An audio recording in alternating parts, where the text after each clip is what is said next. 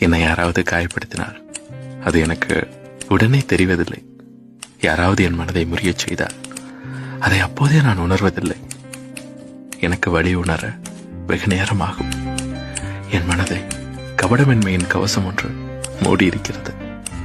எனக்கு உரைக்க வேண்டும் என்றால் உங்கள் குருவாடை ஆழமாக செலுத்த வேண்டும். சில நாட்கள், சில மாதங்கள் சென்ற பின் திடீரென்று ஒரு நாள் அதிகாலையில் எழுந்து ஏனென்று தெரியாமல் வாய்விட்டு அழுவேன்.